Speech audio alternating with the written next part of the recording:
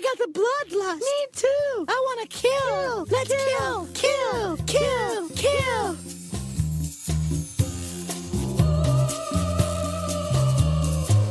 Hello, listeners, and welcome to The Bloodlust. This is your go-to podcast for classy broads talking horror. This is episode 239 of the program. Tonight we're talking about Dark Harvest, or Dak Harvest, if you're from Eastern. The Northeast. Yeah. My name's Amy. I'm your fearless leader, joined as always by my lovely and talented co-host, Jamie. Hello, friend. Hello. Hello. Beautiful autumnal day, nice and sunny out. It's so beautiful out. Yeah, not bad. Went on a nice some little yard walk. Some yard work? Uh-huh. Very good. Yeah. I walked the dog. That's a different accent. It's like in the same vein, sort of. It's in the same general area. Sure. Shua. So, Dark Harvest is Dak Harvest is a movie that is about a seasonal event in a town. Happens every Halloween. So our roundtable for tonight's episode is, what is your favorite seasonal monster? The number one big one that comes to mind, of course, is the Krampus, the monster of the Christmas time. Right, sure. But there are many Everyone others. knows Krampus. It could be a mythological one, or it could be just one from a movie. So, Jamie, what's your favorite seasonal monster? Well, I'm going to harken back to whatever episode it was where we covered the holidays. And I'm going to say the fucking Easter Bunny. Oh, yeah. From that... from Holidays. From that segment of that anthology. Because there was something about that Easter Bunny. And the way it looked, and the way it was presented, it was really the star of the show for that for that anthology and that movie. And describe it to the listeners if they haven't seen it. So it was a large bunny man with a face that was very bunny man-ish and had like a crown of thorns, like you would expect from a Jesus derived character. But the mouth was very weird and like sunken in. It was an unsettling feature. It was an unsettling character. I don't remember it too well. I remember that short being one of the better ones of that anthology. I will never not remember it because it was solid. And you don't see a lot of like Easter related horror in general. Very true. And the fact that it was like, I don't know, just the idea of something like, when you think about Easter, the idea of like a person or a being being killed and then resurrected and then brought back to life only to like sort of bestow upon its believers or anyone else like trinkets of some sort. Like that is it's a weirdly unsettling concept. It is. And it's been very much normalized. Sure has. In the Christian or Catholic idea, but like this holidays, like that segment, it did it in a way that kind of presented it how I've always thought of it. And that's just like how non-Christians think of it. Yes, where it's creepy and it doesn't make sense. And the questions that you have about it were like, it doesn't make sense that something's like, it comes back to life. And now you're telling me it's like an Easter bunny, which you don't understand the sort of like pagan relationship to it, where it's like, it's just the idea of like a paganism, like idea of rebirth. Mm-hmm. And it's and what's more fertile than a bunny? Exactly. And bunnies are very much exactly like super fertile. So it's the idea of something reproducing and like being reborn. And this just represented it in a very terrifying and unsettling way, which I loved. Yes, that would be right up your alley. It was bastardized my, like, and big blasphemed takeaway from that movie. Yeah, I wouldn't mind revisiting choice. That one, at least for that segment. The rest of them, I don't recall being great. I revisited it like fairly recently, and that one is without a doubt the better of all of them. Yeah. It is. It's it's super unsettling to see. Do you know who directed that segment? Nope, but to the internet. You might as well look. I'm curious. I'm gonna do it. Directed by Nicholas McCarthy, who did At the Devil's Door. Oh, I like that. Which I've never seen. At the Devil's Door was, or no, I'm thinking of The Devil's Doorway. Okay, so he's like relatively unknown, but still like, Jesus, man. It was disturbing. Yeah, it was disturbing, and I loved it. It stuck with me. That's a good one. I have some possible ones here that I've listed. I think mine is probably Pumpkinhead, honestly. I really like that movie and the creature design in it. It's a pretty simple movie. I mean, it was directed by Stan Winston, who primarily is a special effects dude. So that was what it was built around, and that's what it's for, and that's pretty much, it's a showcase for this cool special effects, this cool like contraption that they made. But I really like Pumpkinhead. I think it's a cool story, and the monster is so neat. But in addition to Krampus, there's somebody called Hans Trapp, which I had never heard of, who was a French Satanist. He's like a horror story that parents tell their children, because he was banished for being a Satanist, and he would dress up like a scarecrow and pick children off that wandered into the woods. All right. Yeah, I thought that was a pretty good one. So French parents will say, you know, if you wander too far, Hans Trapp's going to get you. Okay, love that. And then in Iceland, there's a Yule cat who is just a cat, but is as tall as a house. What? It's just a mythical cat that will, if a child does not get new clothes for Christmas, the Yule cat comes door to door and will eat the children that did not receive new clothes. So I don't know if this is a way for parents to make their kids not get disappointed that they got clothes for Christmas. I don't know what the point of that is. That's wild. But it's a giant cat, which I enjoy. Oh, I love the idea of that. Yeah, for sure. There's also a Welsh zombie horse named, I don't know how to pronounce it, Mari Lwyd, maybe? I don't know. And this horse goes door to door during the Christmas season and challenges the people who open the door to like a rhyme battle. So you're supposed to prepare with knowing lots of poetry and rhymes so that you can go back and forth and battle with this horse. This is Icelandic? No, this one is Wales. Oh, okay. Wow. Oh, the cat's Icelandic. Yeah, the cat's Icelandic. The cat, there's also Yule lads in Iceland, which are like little gnomes that go around and rap battle.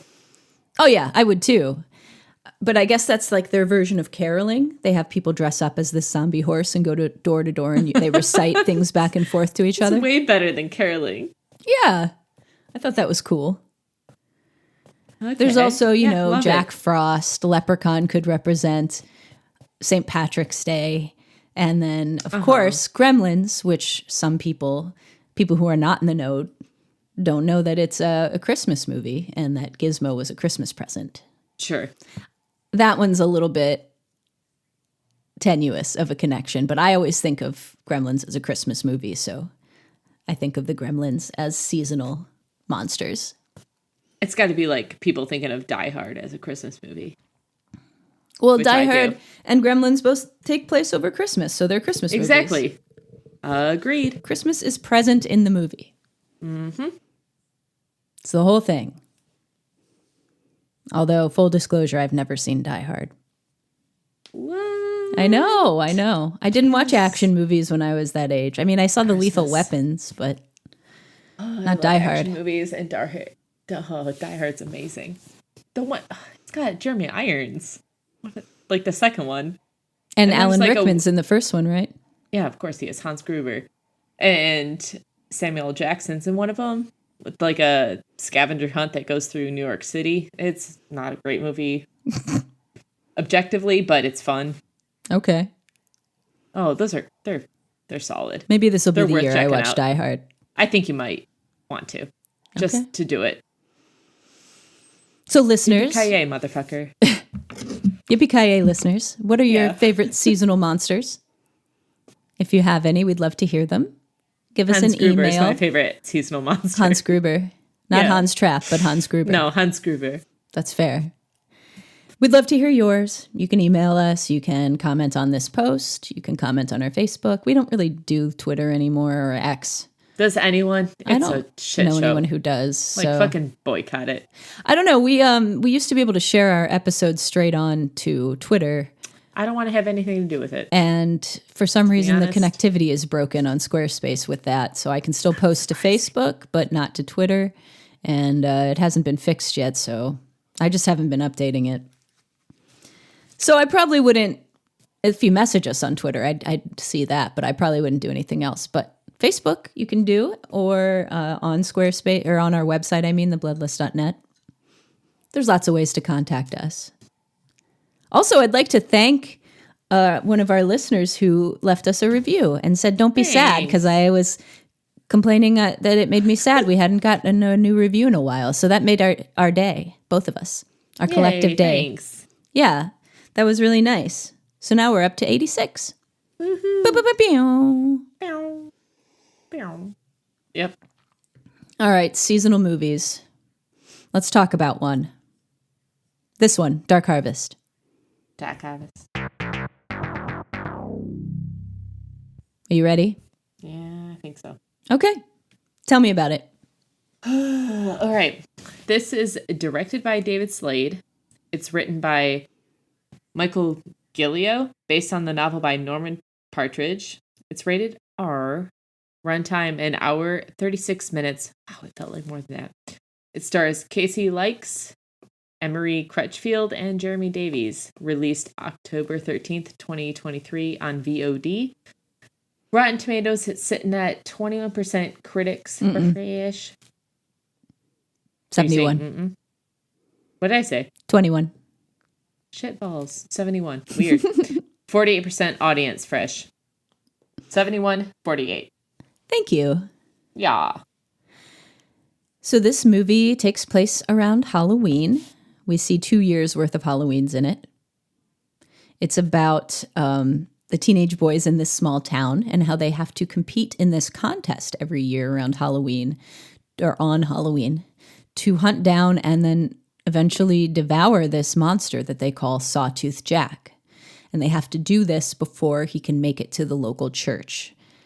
And if he doesn't make it, or if he makes it to the church before midnight, the town is cursed. So the boy who ends up taking down Sawtooth Jack every year gets fortune and fame, and so does his family. And he gets this car and a ticket out of town, because people don't leave this town unless they're the one to kill Sawtooth Jack. So last year, this boy did it. This year, his angsty younger brother really wants to compete because he wants to get the hell out of Dodge. He's become like a emo greaser guy. Sure. Doing young thug things. Snapping fingers. Trying to get in like dance contests. That's in right. The street. He broods. He wants to get out of town. He whines. And he wants to compete, even though it's against the rules. If somebody in your family won, you're not eligible. But he's determined to do it anyway. And that is the setup for this movie. Now, David Slade, I mentioned last time, directed 30 Days of Night, which is his only other, I guess, real... It's the closest movie to this that he's made. But he also did Hard Candy, which I really like. I mean, I love that movie. Mm-hmm. He did a couple of Black Mirrors, including Bandersnatch, the Choose Your Own Adventure version one. Wait, what other ones did he do? What's it called? Because I did not like Bandersnatch. Man Against Machine or Machine. I forget what the name of it was. I think that was Men Against Fire. That was the name of his episode. Oh, okay. I liked that one. That was the one with the soldiers, right? Yeah. I liked that. So he did those 2 episodes of that, and he also directed Twilight Eclipse. Well, we all... We all make mistakes in life. Sure. I don't know how bad those are. I only saw the first one. I've seen all of them. They're all pretty bad. Based on the first one, I didn't see the others. But anyway, that's David Slade for you. Okay. And this was Candy, though. Yeah, Hard Candy. Really liked that one. That was one of his first same. movies. And this movie is based on a book that came out in 2006. And I think if you are a horror fan and you read horror novels, you will recognize the cover of this book. I haven't read it, but I definitely have seen that book cover a million times and have thought about reading it. But that is what it is about. Jamie, what did you think of Dak Harvest? Oh, of Dak Harvest. Well, okay. So, first off, I would say like the first 15, 20 minutes of this movie, I did not get what I was in for. And I wasn't, it had a hard time pulling me in. Mm-hmm. That being said, eventually, like, I got the story. I got where they were going. I liked the, like, folk horror plot of it and the, like, theme of it. It was very reminiscent of, like, a Shirley Jackson. Mm-hmm. You can tell Sort that of had thing. to have been the inspiration for, like, the book. 100%. Yeah. And, like, I know I've mentioned it before, but there's, like, that series Night Visions that was popular. I mean, I don't know if it was popular. What was It like a while early ago. 2000s? Yeah, right? it was narrated by Henry Rollins. Loved it. There's a segment of that called Harmony. And that segment was it's very similar to this, where it's like small town and there's some like weird folk horror shit that's going on. And you don't know whether it's like true or not. And even though this one, like, it's pretty clear from the beginning that it's true, but like it had that sort of theme where do you want to keep going with this, or do you want to like let old bygones be bygones and like let that old shit go and like try to move on to something more and try to move past that. And I like that theme. I like that idea. So I like what this movie was trying to do. And I liked a lot of the visuals in this movie. I thought the like direction was very pretty. A lot of the shots were very pretty. Especially at the beginning. Yeah, there were like some very like, man, like, I don't know, like quintessential like Midwestern shots of like cornfields and And the guy backlit, who's the cover photo for the movie. I thought that was the best shot. Yeah, that was a very good shot. But there was one shot where I think it was just like the brother standing in front of the cornfield, and you could see the stuff like floating in the air. And there was like, I don't know, sunset in the back. Like it was so pretty. Yeah. And I loved that. That being said, as an allergy sufferer, every single goddamn scene where there was that corn dust, I sneezed. That's really funny. It brought about a very visceral, like, physical reaction from me. Because, and I think that, like, speaks to the direction in the cinematography. Sure. Like, they knew what they were doing. They got everything right. It made me feel like I was right there in the cornfield. And it was horrible. It felt shitty. But, like, that being said, there were scenes. There were some kill scenes that I really liked. There were some monster scenes with Sawtooth Jack that I really liked. Yes. And there were concepts around the whole, like, mythos of Sawtooth Jack that I liked. Those things set aside, as a whole, I didn't love this. I thought it was lacking a lot. And I thought the dialogue was kind of weak. And I thought there were a lot of, like, weak points with the plot. Yes. That didn't make sense. And the whole sort of twist that came up later on, like, I saw that coming from the beginning. And that's not a bragging point. Like, I just did. And I don't know if that's because, like, I'm familiar with these sort of tales and this sort of, like, folklore. But, like, it's not that it ruined it for me. But, like, it was telegraphed, in my opinion, like, so strong from early on. Yeah. I liked the soundtrack. I like how it looked. I liked the actors. I don't think overall this is like a fully great movie. I think it had potential to be a good movie. I think it was entertaining enough. I didn't want to turn it off at any point. Like, I enjoyed my time watching it, but it wasn't something that I would be like, oh shit, this was solid. Like, I'm gonna tell people about this. Yeah. And it's too bad because like I said, I think like a lot of the shots, a lot of the concepts were very cool. And I don't know, I wish like maybe more had been done with them. Yeah, I think it was kind of mishandled. Yeah. I think the idea, like you do, was cool. Everybody likes folk horror. Everybody likes we weird, love that shit. We've said it a million times. Right. We love that stuff. And stuff about weird small towns and, you know, creepy secretive rituals and stuff. I like that stuff. And it makes me think of, you know, Lovecraftian horror, like Shadow over Innsmouth, you know. Okay. I think this could have been like that. And I think this could have been, you know, something that became a seasonal staple. Yeah. But it just was not executed very well. To me, the pacing was really weird. It was. It apart from the first segment at the beginning, it takes a long time to get going.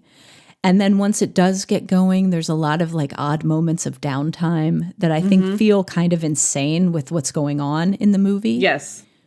There were several times when the main characters are actively in danger and they're just sitting talking and we're getting backstory in a car.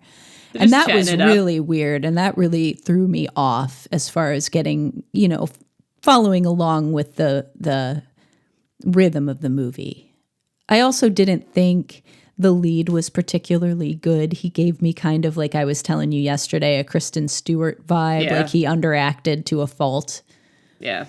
I didn't love him. I also, like, at this point in 2023, I just feel like I haven't seen a movie in a while where the central emotional drama was a white boy pouting. You know what I mean? Yeah. It just, like, I wasn't very involved. I rolled my eyes a lot about what his like chip on his shoulder. Right. He was being overshadowed by his brother.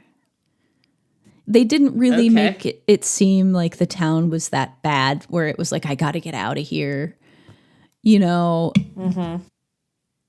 I feel like at this point in movies, the film world has kind of caught on that there are more interesting stories to be told than stuff like this, that we've done everything we can with this like brooding younger brother and blah, blah, blah.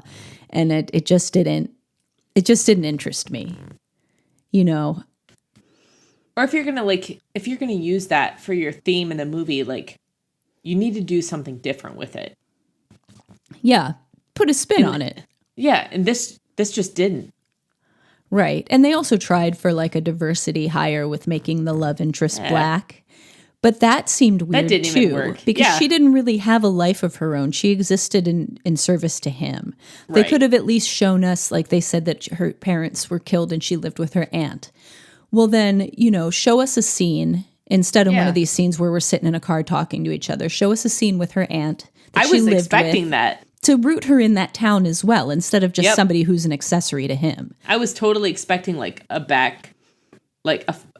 flashback to her with her aunt. Right. Like, and also that could have given us a scene of how the annual tradition was explained to this girl. Because how else, I mean, we just take it as written that she's like, oh, there's a weird thing that they do in this town where they kill a monster. Right. I would have liked to have seen that explained to her, because that had to have been quite a talk. You know what I mean? And that would have given us more insight into her character, and we would have felt But more. also, and also the idea that like there are rules to it. So like if you had a family member who already did that, and then you can't do it, so the brother can't do it, but he does. And then if you're a girl, you can't do it, but she does. So like who's monitoring these rules? And if no one is, because two people have broken them, like what the fuck are the rules? Like who gives a shit? I also can't imagine, like, I feel like practically this story, I'd like to read the book because they have to go into it more because it's a book. Sure. And I feel like practically in this story, there's a lot of stuff that doesn't work. Yeah. like the rules and that, like, what's the point? But also, what stopped previous years from turning into The Purge?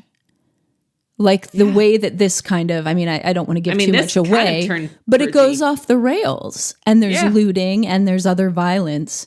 Yep. Does that happen every year? And if it does, like, if it does, are people just not like killed off? Right. So like you don't have enough people to do things the next year. And if it does, they might want to think about getting more than one police officer. Because there's one cop in this town. And he was shitty. How do they police the kids? Do they just not police them? You don't starve a town full of kids for 3 days and then let them out on the street and not have the purge happen. Yeah. So that didn't make a lot of sense to me, and I would be curious to read the book to kind of see how that's explained. Yeah. I also think there were some wasted opportunities with the reveal. We can talk about that when we get into spoilers, but I just feel like, they missed some opportunities here. And what they did end up showing us, aside from a couple of creative kills and a good creature design, was pretty underwhelming to me. Yeah, I'm in agreement. We had a nice bisection and a partial decapitation. Yeah, that was fun. I did wonder, but that was like one after the other, like right one after the other, and then nothing else for a long time. I did wonder, what was Sawtooth Jack using to do that? Did he have a sickle or a scythe or how was he? It was just his like saw teeth. He bit the person in half? I don't know, Amy. Okay, well, it's not important. Yeah, it's not shown to us. I'm being a little bit of a comic book guy about it, I guess. That's fair. We're just expected to believe it. Yeah. I would say that this does share some similarities with 30 Days of Night. Mm-hmm. As far as setup goes, the isolated community, getting preyed on by a monster or monsters, tying events to a particular time of year, being stuck in a town. Yes. So I thought that was interesting. Doesn't really share a lot of similarities with Hard Candy, that's for sure. No, not at all. No. It took me a while to recognize Jeremy Davies in this. Are you not familiar with that actor? No. Okay. We've seen him in quite a few things. He's becoming a character actor. He used to be kind of a teen and 20-something actor that came out like in the 90s. I remember him from like Spanking the Monkey and stuff. And okay. Sure. He looks worse in every movie I see him in. And I'm wondering if it's like he's just settling into a character actor persona where he's just going to be a weird looking dude all the time. Who was he in this? The dad. Oh, shit. Okay. I just wonder if it's that or if he's in like a downward life spiral and these are just like cries for help. Because I swear he looks worse every time I see him. Man. All right. I don't know him. Well, somebody needs to check on Jeremy Davies is all I'm saying. Someone check on him. Yeah. Welfare check. I am going to rate this 2.5. I was pretty bored with it. Couldn't connect with anybody. But I did like the idea. That's why I wanted to review it, because I read the description and it sounded cool. Right. It sounds super cool. If I had to recommend something instead, something in a similar vein, I would say I watched a cool movie from 93 called Dark Waters that's kind of a Lovecraftian tale. It takes place, I think, in Europe, or maybe somewhere in Europe anyway, and has kind of a monster and secrets, but the secrets take place at a coven. Monster secrets. Yeah.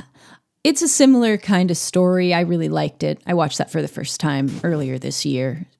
And then another one that I think is kind of in the same vein, but is a lot better, is Jugface. I love Jugface. We've talked about that before. We have, and we've reviewed one of his other movies. That's Chad We've never Crawford reviewed Kinkle. Jugface. No, we didn't. It came out before the podcast started, but, but one day could, we should do it. In. I love so Jugface. Good. It's just a weird little story. Yep. It's about a weird little community with a weird ritual that they observe. Yep. And it's definitely more niche and more bizarre than this movie. This movie is a lot more mainstream, but I think it's a lot more effective. Yeah.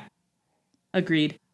Another weird town one where people can't leave is a 1971 movie called Brotherhood of Satan, which I think is very underrated. People talk about Witchfinder General and Blood on Satan's Claw a lot as far as like Satan, witchy kind of 70s folk horror.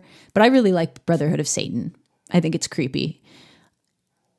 And then one more I could recommend instead, just in the vein of teenage angst, because I rewatched it before Halloween, is Ginger Snaps.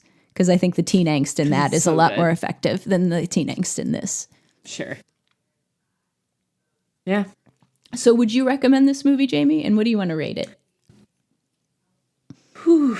So, okay. I think I would recommend this. Okay. Just because I don't think it's the greatest movie, but like visually, I liked it. And I think it was entertaining enough. So I'd recommend it. I would still probably rate it like a 2.5. 3. Okay. And I'm going to put it out there, and I've said it multiple times. Look on YouTube, look up Night Visions, and then find the one that's called Harmony. Is that the one where they find the town and the people? It all seems very like idyllic. Yeah, they can't sing. You can't make any sort of song. Oh, this is a different one. Timothy Oliphant is in it. Okay. He's the main guy. I loved it. I was obsessed with Night Visions. Like, I loved that series. I thought it was amazing. But like that one in particular got me. And it's got some cheesy ass like 90s CGI, which you love, imagery, but I'm a sucker for it. But the concept was super interesting, where it's like there's a town that's got this weird folklore, and that they've got this weird like belief that if you do certain things, this won't happen, or if you do these things, like this will happen. Okay. And he's an outsider, and he comes in, and he's like, "You guys are fools." Like, I mean, it sounds like Footloose. I'm just gonna say. Okay, but there's no dancing; it's singing. Okay. So replace those. Sure. And Timothy Oliphant instead of Kevin Bacon. Well, I find him much cuter. Much cuter. I'm just going to say, it's on YouTube. Check it out. It's so good. If you like that sort of shit, that's what I'd recommend. I love anthology horror. It's like some of my favorite things. If you haven't checked out Night Visions yet, I don't know why. I watched a couple of them. It used to be on Sci-Fi all the time. I loved that stuff. It would be fun to just do an episode full of like obscure anthology, like TV and movie horror episodes that we love. I'm such a sucker for that shit. Love it. Yeah, me too. I love Night Gallery, the old that was that Alfred Hitchcock? Yeah. I know Alfred Hitchcock Presents was. No, Night Gallery I think was Rod Serling. Well, anyway, I love it. Oh, was it? And I loved Friday the 13th, the series, which had nothing to do with Jason. Okay. It was like anthology horror. Mm-hmm. Tales from the Crypt, all of that stuff. Well, Night Visions, Henry Rollins, so good. All right. Just saying. Let us talk spoilers quickly. Yeah. So the twist here is that rather than actually being able to escape, they're given these sports cars, the boys who win each year. Uh-huh. And their parents are given $25,000 in a new house and all this stuff. And at that point, evidently, it is explained to the parents that your child is not actually going to be able to go see the country. We're going to kill them. Because the part that ends up being the reveal here is that Sawtooth Jack is the winning child from the year previous. And through some kind of process. From the beginning. Like, I don't think you've seen any movie like this before. I didn't exactly get it until the belt buckle, but I knew that kid. Shit. Yeah, but I knew the kid wasn't wasn't actually gone. I knew that he wasn't seeing the world. Man, but I didn't think. Figured from fucking get-go. It's like, the one who ate Sawtooth Jack becomes Sawtooth Jack. Got it. It makes sense. Yep. Huh. But the thing that was weird to me is that once Richie, the younger brother, catches on to this, he then just goes through the process of having the party and stuff. Why wouldn't you take that opportunity when you're on stage and you're getting your check and whatever, and the rest of the town who like tell everyone? A great majority of the townspeople don't know this. The kids in town don't know it. Right. Why wouldn't you take that opportunity when you have a spotlight on you and be like, listen, everybody? Because what the kid wants is to be able to burn it all down. Yeah. I don't know. That was a missed opportunity. I feel like the movie could have been a lot better if we got to see that revelation and then the fallout from it. I think that would have been a more powerful movie than ending it the way that they did. Instead of him just like falling victim to it. Right, and just resigning himself to it. Yeah. Yep, I agree. And the dad kept trying things to mitigate this and being ineffectual, and that was they included it like 2 or 3 times, and I felt like they didn't need to. They could have done it once, and that would have covered it. I just found the movie to be very messy. Yeah, it was. There were very messy parts. Messy and squandered opportunities. Unfortunately. Like the monster of Sawtooth Jack, like looked very cool. Mm-hmm. There were some very cool scenes with it, like where he walked into the like underground bunker. That was great. Where everyone was. Yeah. Oh, I love that part. And you see like the like spray of blood. Yeah. Come up. Like that was so cool. But then you see that, and then you're supposed to believe like a few scenes later that the brother gets it, and that's understood, and he like is cradling Sawtooth Jack in his arms as he's dying. And it's like, it's very hard to reconcile what you just saw. Right. With what you're now seeing. Right. Yeah. And if Sawtooth Jack seems to have like his wits about him still. Right. And the older brother was so, went back and set his old house on fire and stuff. Why would he go around killing the kids? Right. For sure. So they're definitely... It just don't make no sense. It don't make no sense. A lot of stuff looked cool, story-wise, though, and plot-wise. It doesn't make a lot of sense. No. Disappointing, I think. Still, like, some shots looked so nice, though. Yes. So nice. To me, it was not nice enough to make it worth watching. Well, no. No, sure, certainly not. So you don't recommend it either? Okay, I'd say that, but I'd recommend it. That's tricky. That's tricky. Why don't you tell the listeners about the movie that you watched recently that you do recommend? Because I know you really liked that. Oh, boy. Speak No Evil. I don't want to talk much about it because I still hope we're going to, like, review that. Okay. That's fine. So I'm not going to say a lot about it. But I fucking loved it. So if listeners, you're in line with me in the stuff that I like and feeling shitty after a movie and like sitting on it for a couple days and feeling real upset about it, Speak No Evil is a movie for you. It will sit with you, that's for sure. Because I fucking loved it and hated it for that reason. After we talked about it yesterday, I kind of wanted to do it next, but I think we should do Thanksgiving. I want to do Thanksgiving. Just because it's getting surprisingly good reviews. Plus, it's Thanksgiving. It's going to be Thanksgiving. So that's what we're going to do. That'll be our next episode. Yep. And that is in theaters. It's Eli Roth, of course, the trailer that came out with Grindhouse. God, I don't know how many years ago that was. 15? Jesus. Yeah, I don't even want to hear. So that's what we're doing next. We do hope that you will join us back here in a couple weeks to talk about that. Anything else that you want to add, Jamie?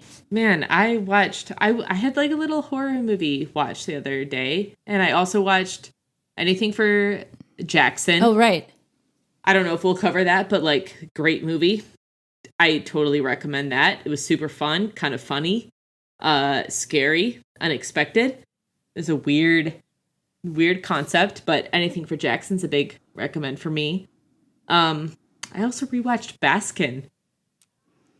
God, I love that movie. It's so fucking good. gnarly. I gotta it's make so Kay gross. watch that. So gross. So gross and so over the top and just really goes there. So over the top. And there's that scene like towards the beginning where they're like in the van and there's, I don't know, it's just like almost a music video. A happy sing-along period, yeah. I love that shit so much. Well, that's how you set up characters that you care about. That's how you get... I loved it so much. I was like, the audience know your characters. Song. I don't even care about the characters. I want to Shazam this song, and I love what we're doing here. Yeah. Like, that movie is like a great one. that snippet from Event Horizon, but a whole movie. Yes. Oh, and earlier today, I watched Climax. Oh, what'd you think of that? For the first time, I fucking loved it. But I saw that in the theater. Really it made me feel Gasper. weird. No, love him. Me too. Like, I mean, Climax is maybe my second favorite of his movies. Irreversible is one of those movies that hits all my boxes. Yeah. Where it's like, it is nuts. It is intense. It makes you feel absolutely shitty. It's also beautiful. It's also beautiful. It's also really smart and really incisive and really... Yep. And everyone is really good and it's super realistic and it hits you in a way that you have to be ready for it. I think there's maybe 15% of audiences would like that movie. Okay. Well, the 15% of you, Climax is fantastic. I loved it. Yeah, very vibrant movie too. Yep. All the dance scenes in the beginning with like the overhead shots of them. I loved how like, the dancing on the each floor. character's dancing kind of revealed more about their characters too. I love that. But like even just seeing like, I don't know, the artfulness of them like doing the dancing with the overhead, like, oh God. So good. I'm pretty sure I saw that and Suspiria not too far apart from each other. They made a good double feature. Yeah, I could see that. I watched the Hell House LLC movies. I think like 3 of them. I don't know how many there are, but... I just recently rewatched the first one. Love it. So good. I like this new one that just came out. I kind of liked it better than the first one. Oh, really? Mm-hmm. I didn't see it, Burn, because the first one's so good. Yeah, it's on... Well, you don't have Shudder anymore, or AMC Plus, do you? I have it till the 4th. Okay, well, it's on there. Okay. All right, then. You got to squeeze that all in. I will. All right, listeners, let us know what you've been watching. If there's been anything good that we haven't heard of or mentioned, we're always looking for any recommendations. We actually did get a recommendation in our last review, so we're going to look into that and do that one upcoming. So thank you again for that review, and we will be covering that movie for you because we live to serve. Yeah. All right, listeners. We won't talk to you before Thanksgiving, even though our episode is going to be on Thanksgiving, the movie.